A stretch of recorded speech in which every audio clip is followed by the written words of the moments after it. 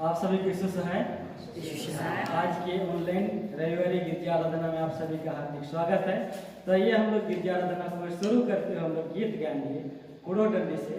कुड़ो डंडी नंबर 226, कुड़ो डंडी नंबर 226। केकेलू बेटा बच्चे सुनबा से सुनबा गोचा भाई नाम और मत करो बाप में जीती कोठी में।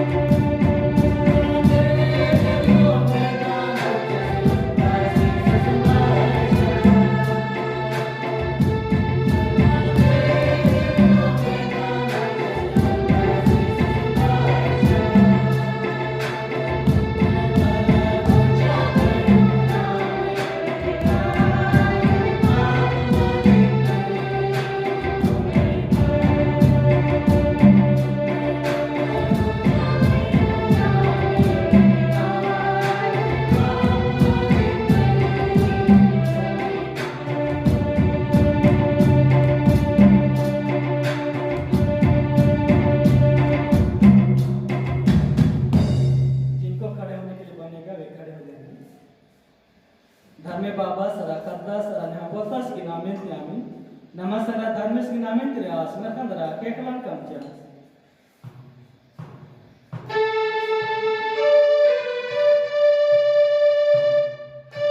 Oh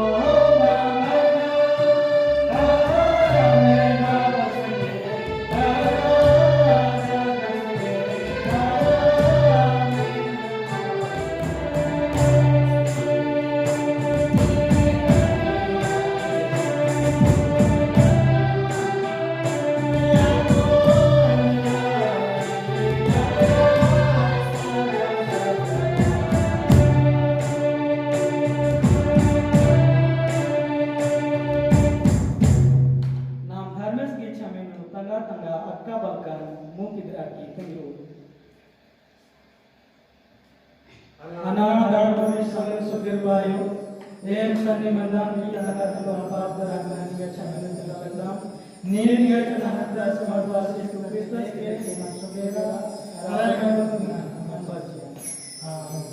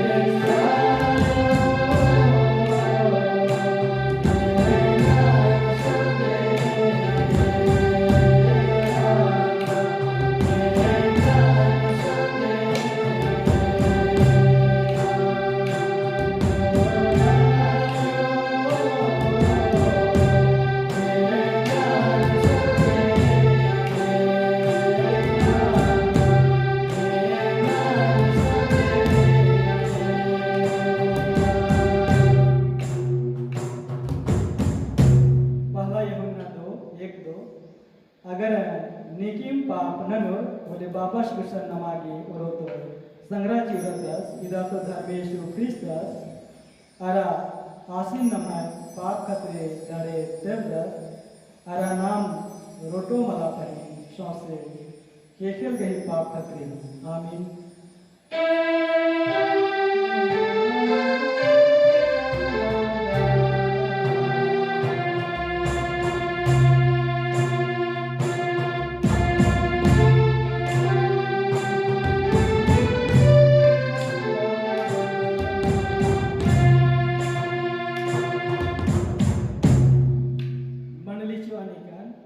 और मित्र में अच्छा डानो धर्मेश गम्मा मनाने के मन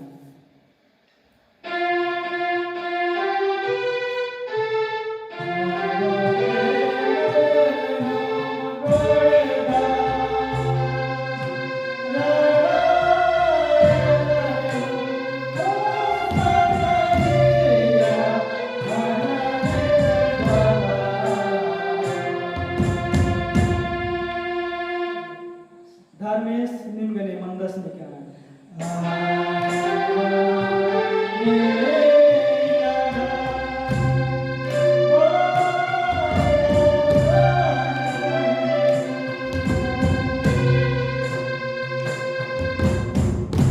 नाम नियो अना यीशु क्रिस्तायो एमा उर्बाय अरा बचाबू दिन मेरखा मैया अरिक्या अंति उर्मी शवांगुयु वापस बीतीना जो उक्के दरा मेरखा दरा के नूरमी शवान हेक्के बेजा एमे निंगना लगदाम नीने एमाय हेचका की उर्मी एमा उर्मी मुदैन निगे कंडो कमचके रदा इगे एमे निंती बिंतिनंदाम दिन बाबाश गुसन संग्रा खाने एमाय खतरीना अरा निया उर्मी मनली गही काबू मना निया खतरीना अरा निया उर्मी मनली गही काबू मना निया उर्मी सवांग गुयु आइनका लेखा उमानु निया उर्मी गिरना गुटी इमान सगर खाने क्योंचा अंति निया में सराजीनु और मारी हुआ नीन का बाबा सरा निमा बोतस गने उजदा जरा सदा गोटी राजी नंदर आमीन।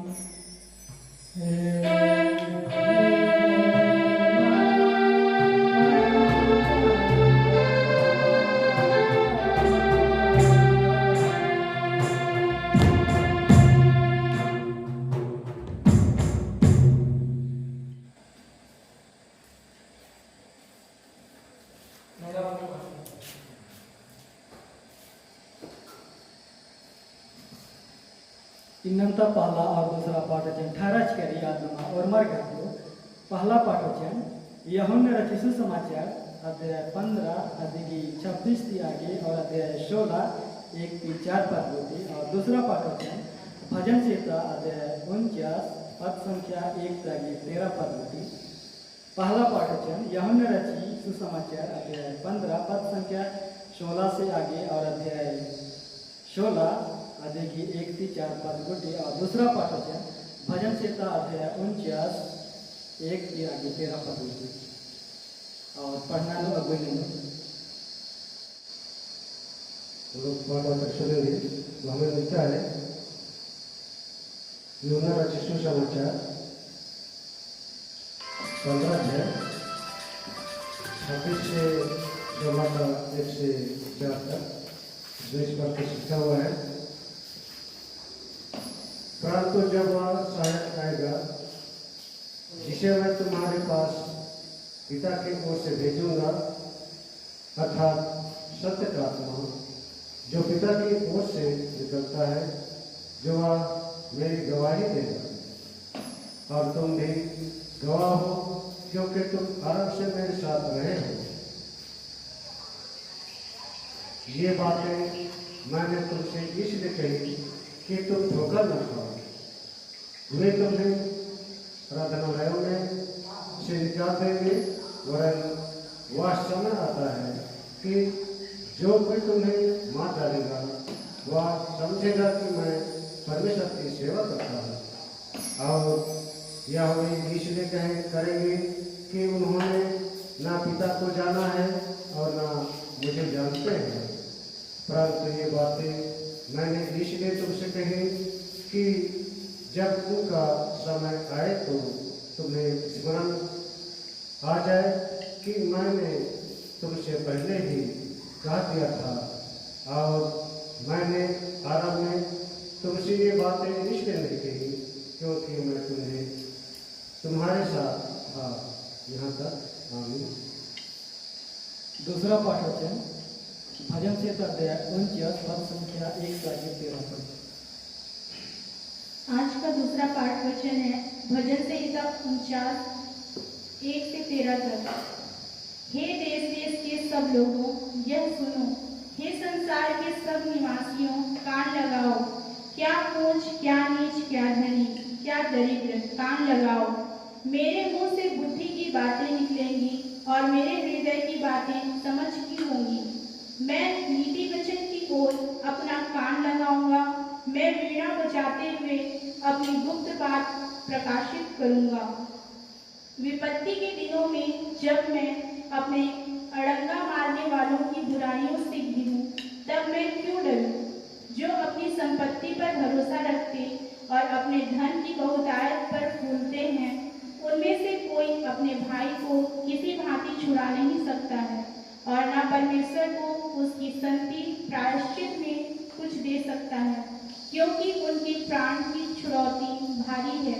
वह अंत तक कभी न झुका सकेंगे। कोई ऐसा नहीं जो सदैव जीवित रहे और कब्र को न देखे, क्योंकि देखने में आता है कि बुद्धिमान भी मरते हैं और मूर्ख और पशु सरीखे मनुष्य भी दोनों नाश होते हैं और अपनी संपत्ति औरों के लिए छोड़ जाते हैं। वे मन ही मन यह सोचते हैं कि उनका घर सदा स्थिर रहेगा और उनके निवास पीढ़ी से पीढ़ी तक बने रहेंगे। इसलिए वे अपनी अपनी भूमि का नाम अपने अपने नाम पर रखते हैं। परंतु मनुष्य प्रतिष्ठा पाकर भी स्थिर नहीं रहता। वह पशुओं के समान होता है जो मर मिटते हैं। उनकी यह चाल उनकी मूर्खता है, तो भी उनके बाद लोग उनकी बातों से प्रसन्न होते हैं। यहाँ तक आमीन। आमीन। वचन पढ़ना और मेरा नाम धर्मेश बग्गासी चिदस निकान निंगा को मनाने का ने क्रिस्त यीशु हालेलुया।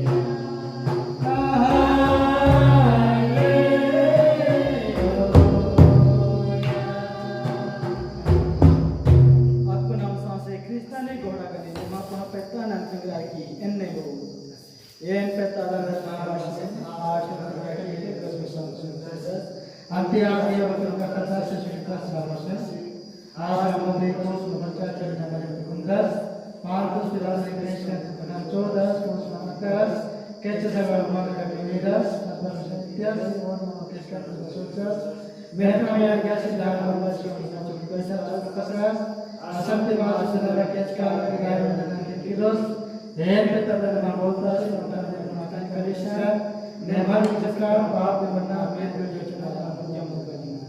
Amin.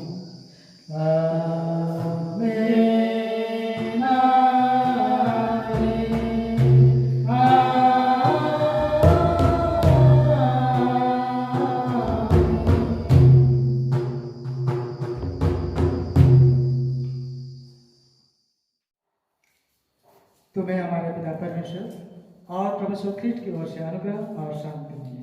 आमीन। आइए हम प्रार्थना करें। जीवित से हमारे पिता परमेश्वर, हम तुझे धन्यवाद देते हैं सुबह अवसर के लिए कि तूने आज के दिन के लिए हमारे जीवन को बचा के रखा कि हम तेरे बहन और प्रशंसा बड़ाई कर सकें। पिता परमेश्वर, हम बीते समय के लिए हम क्षमा याचना करते हैं। विगत समय के सारे गुनाह को क्षमा कर और इस सुंदर वेला में आपके वचनों को हम सुनना और मनन करना चाहते हैं। तो आप ही हमारे मन में दें, हमारा गवाही कर कि हम वचन का प्रकाशन कर सकूं और श्रोता वचनों को सुन सके और आपके महिमा के योग अपने आप को सिद्ध तैयार कर सके। विगत समय के सारे गुणों को क्षमा करते हुए मैं प्रार्थना यीशु के नाम में स्वयं के वचन ग्रहण करेंगे। आमीन। हम लोग इसी समय उपदेश वचन को भी हम देखेंगे। वो हमें मिलता है पत्रस के पहले पत्र 4 अध्याय 7वें पद से लेकर के 11वें पद तक। पत्रस के पहले पत्र 7वें अध्याय 4 अध्याय 7वें पद से लेकर के 11वें पद तक। उसमें इस तरह से है,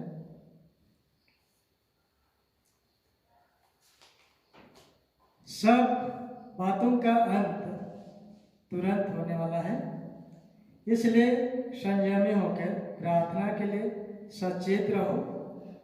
सब में श्रेष्ठ बात यह है कि एक दूसरे से अधिक प्रेम रखो, क्योंकि प्रेम अनेक पापों को ढांप देता है। बिना कुड़कुड़ाए एक दूसरे का अतिथि सत्कार करो। जिसको जो वरदान मिला है वह उसे परमेश्वर के नाना प्रकार के अनुग्रह के भले भंडारियों के समान एक दूसरे की सेवा में लगाए। यदि कोई बोले तो ऐसा बोले मानो परमेश्वर का वचन है। यदि कोई सेवा करे तो उस शक्ति से करे जो परमेश्वर देता है, जिससे सब बातों में यीशु मसीह के द्वारा परमेश्वर की महिमा प्रकट हो। महिमा और साम्राज्य युगानुयुग उसी का है, यहाँ तक। आमीन। मसीह प्रियो, आज हमारे लिए एक विशेष दिन है और यह विशेष दिन हम एक सऊदी रविवार के नाम से जानते हैं। और एक सऊदी का अर्थ होता है मेरी सुन। एक सऊदी का अर्थ होता है मेरी सुन। आज हम हर एक को परमेश्वर कहते हैं कि मेरी सुन, पर हम आज किसकी सुनते हैं और किसकी सुनने की आवश्यकता है। आइए हम इन बातों को थोड़ा सा गौर करें और मनन करें और समझने का प्रयास करें। संसार में क्या मनुष्य क्या पशु, जितने भी जीवधारी प्राणी हैं, जो जन्म लिया है उसका मरना स्वाभाविक है। निश्चित रूप से चाहे धनी हो, बुद्धिमान हो, शक्तिमान हो या निर्बुद्धि पशु सरीखे हो, सभी को एक दिन मरना ही है और कब्र को देखना ही पड़ेगा। और इस दुनिया की अंत की भविष्यवाणी भी हो चुकी है, जो आज हम इन वचनों के आधार पर जान सकते हैं। जो पहला पत्रस उसका 4 अध्याय 7वें पद में दिया गया है, यह एक अंतिम दिनों की भविष्यवाणी है कि सब बातों का अंत तुरंत होने वाला है। मसीह प्रियो, फिर भी दुनिया का अंत होने वाला है, फिर भी आज हम मृत्यु से डरते हैं। क्यों? भजन संहिता उसका 49वां अध्याय उसके 5वें पद में दाऊद कहते हैं, हम क्यों डरें? जब हम हर एक के लिए एक विपत्ति आती है, वैसे समय में परमेश्वर हमारी सहायता करते हैं, तो हम क्यों डरें? इसलिए प्रभु कहते हैं कि मेरी सुनो। हम इस बातों को 3 भागों में बांटते हुए हम पहले बिंदु पर आए, और पहले बिंदु में हम देखेंगे कि परमेश्वर हमारे के लिए भेद की बात बताते हैं, और यह भेद की बात को हम थोड़ा सा समझने का प्रयास करें। आज हम सभी मरने से डरते हैं, या इसलिए कि हम प्रभु की इच्छा को नहीं समझते और उसकी आज्ञा का पालन नहीं करते और उस पर भरोसा नहीं करते। दाऊद के भजन में मनुष्य जीवन की भेद की बात बताई गई है, और हम इसलिए डरते हैं कि हम शक्ति पर विश्वास करते हैं और बुद्धि पर भरोसा करते हैं, धन पर भरोसा करते हैं, पर जिस पर हमें भरोसा करना आवश्यक है हम उस पर भरोसा नहीं करते हैं जो हमारे जीवन को बचाने में समर्थ है। और हम हर एक इन भेद की बात के लिए आवश्यक है कि हम संसार में चाहे बुद्धिमान या मूर्ख, सभी बातों का सबों का अंत एक ही है, लेकिन जब हम यीशु पर विश्वास करेंगे तो विजय पा सकते हैं। यूहन्ना 11:25 में कहा गया है कि पुनरुत्थान और जीवन मैं ही हूँ, बिना मेरे जो मुझ पर विश्वास करता है वो यदि मर भी जाए तो भी जिएगा। अर्थात हम हर एक के लिए परमेश्वर यीशु मसीह के द्वारा जीवन प्रदान करते हैं, और ये है भेद की बात। और इसलिए वचन में कहा गया है कि संसार पर जय यीशु के द्वारा ही संभव है। हम पहला कोरिन्थ उसका 15 अध्याय उसका 57 पद में हम पाते हैं कि यदि विजय पाना है, हमें जयवंत होना है, तो हम यीशु पर विश्वास करें, क्योंकि परमेश्वर यीशु के द्वारा हमारा जीवन को जयवंत प्रदान करते हैं। और यीशु हमें प्रेम का संदेश देते हैं जो कि पापों से छुटकारा दे सकता है। पाप की मजदूरी तो मृत्यु है, पर मृत्यु से यीशु ही बचाते हैं जो प्रेम में निहित है। और यह प्रेम हम हर एक जीवन में हमारे गुनाहों को ढांप लेता है। तो आइए हम दूसरे पॉइंट में आए, या दूसरे बिंदु में हम आते हैं, प्रेम। तो प्रेम सर्वश्रेष्ठ है, सर्वोपरि है, और यह प्रेम सब पापों को ढक लेता है। अर्थात पापों को ढकना, मृत्यु से बचाना है। पहला कोरिन्थ 13 अध्याय 1 से 3 पद में कहा गया है कि बिना प्रेम के बिना कोई लाभ नहीं है। चाहे हम यीशु पर विश्वास करें या लोकहित का काम करें और कुछ भी भलाई का काम करें, पर यदि प्रेम हमारे मन में नहीं है तो आज हम परमेश्वर से कोसों दूर हैं। प्रेम की परिभाषा को हम थोड़ा सा जाने। पहला कोरिन्थ 13 अध्याय 4 से 9 पद में प्रेम के संबंध में कहा गया है। आप लोग पढ़ने का प्रयास करेंगे।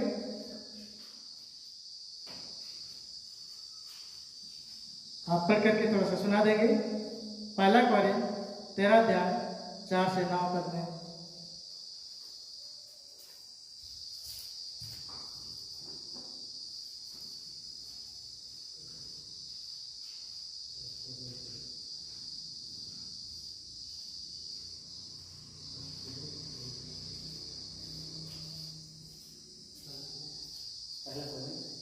पहला कोरिन्थ 13 अध्याय 4 से 9।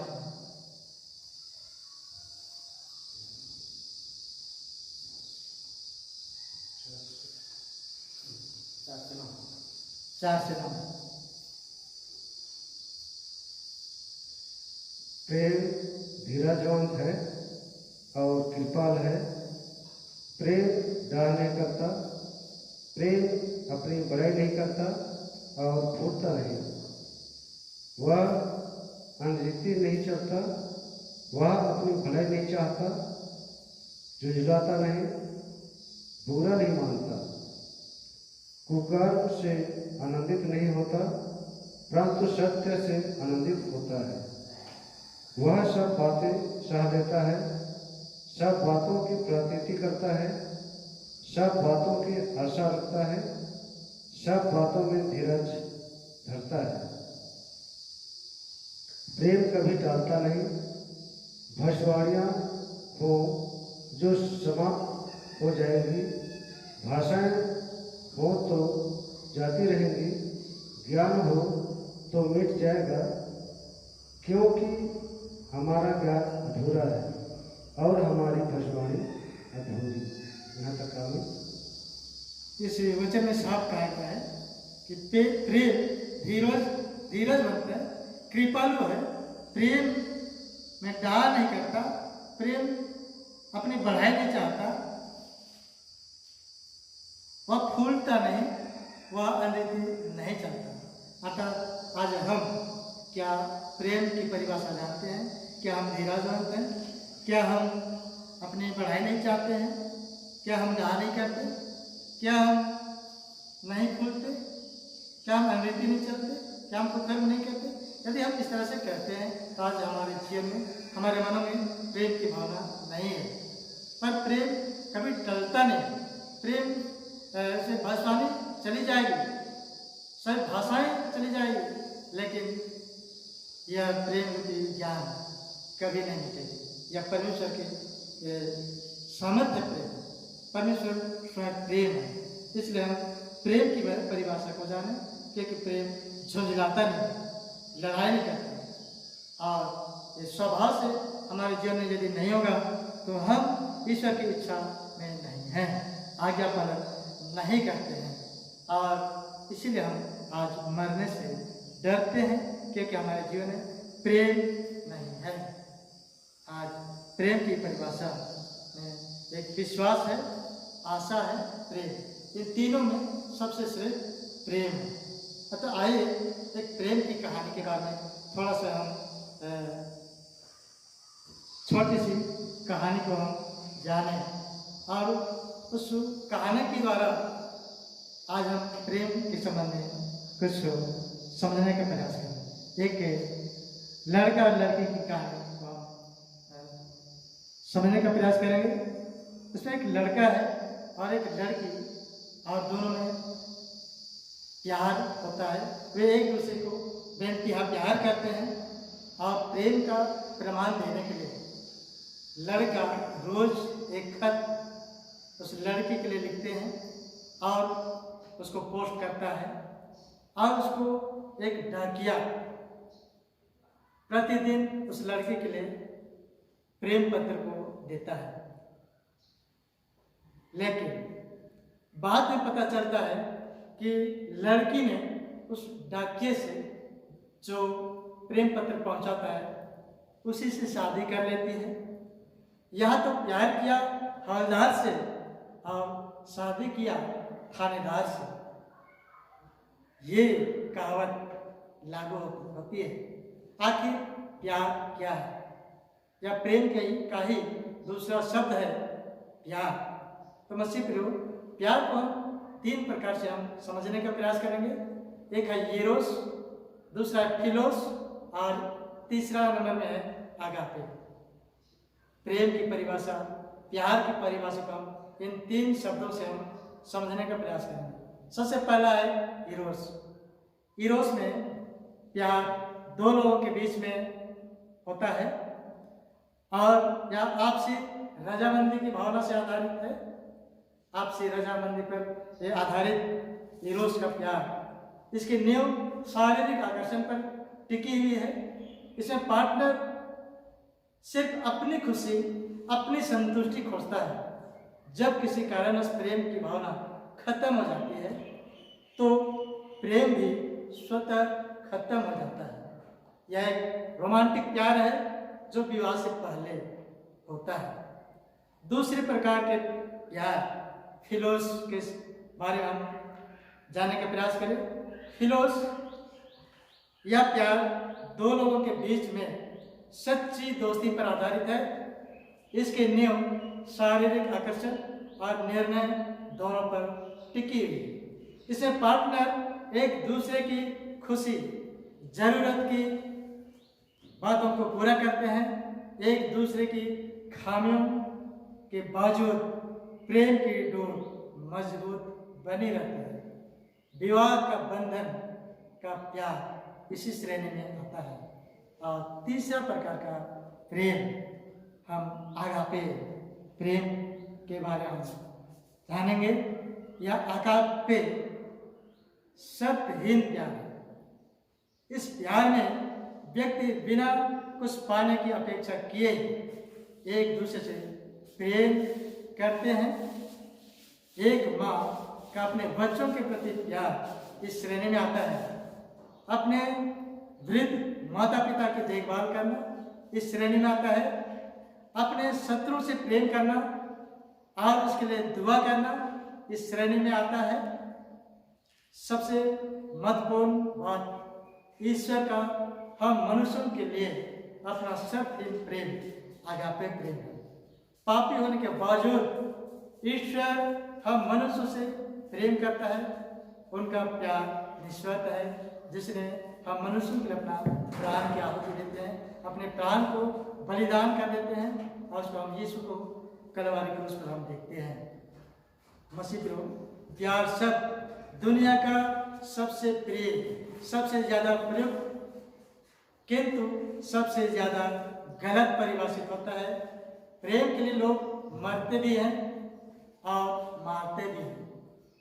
प्रेम के लिए लोग मरते भी हैं और मारते भी हैं। प्रेम की सबसे सटीक परिभाषा संत पौलुस कोरिन्थियों के नाम अपने पहले पत्र में दिया है। प्रेम सहनशील है, दयालु है। प्रेम ना तो ईर्ष्या करता है, ना डींग मारता है, ना घमंड करता है। वह अपना स्वार्थ नहीं खोजता। प्रेम ना तो झुंझलाता है, ना बुराई का लेखा लेता है। वह दूसरों के पाप से नहीं बल्कि सदा आचरण से प्रसन्न होता है। वह सब कुछ ढांक लेता है, सब कुछ पर विश्वास करता है, सब कुछ की आशा करता है, सब कुछ सह लेता है। भविष्यवाणी जाती रहेंगी, भाषाएं मौन हो जाएंगी और ज्ञान मिट जाएगा, किंतु प्रेम का कभी अंत नहीं होगा। और इसको हम पहला करें 13 से 9 पद में हम पाते हैं। हम मनन करें कि हमारा प्रेम किस श्रेणी का है, इरोस या फिलोस या आगापे। क्या हमारा प्रेम संत पौलुस के द्वारा परिभाषित प्रेम के दायरे में है अथवा नहीं है। मसीह फिरो आज हमें प्रेम के बारे में हम इस रूप से जान पाते हैं। और इस तरह से यदि हमारा आपस में प्रेम नहीं है तो हम आज प्रेम को पाने के लिए हम कहाँ जाएं।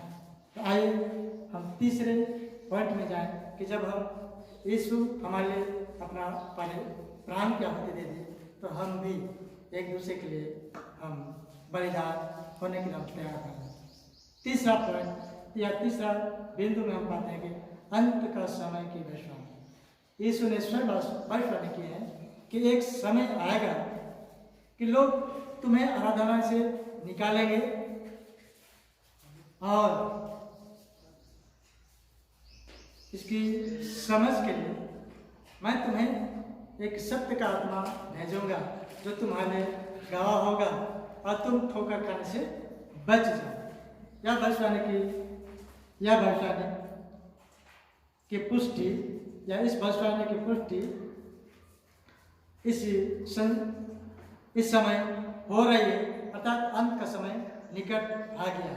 मत्ती 24 अध्याय 3 से 13 पद में दिया गया है कि अंत का समय आएगा जब यीशु ख्रिस्त अपने चेलों के साथ बातचीत करते थे तो उसके चेलों ने पूछा कि अंत का समय कब आएगा, आपके आने की बात कब होगी।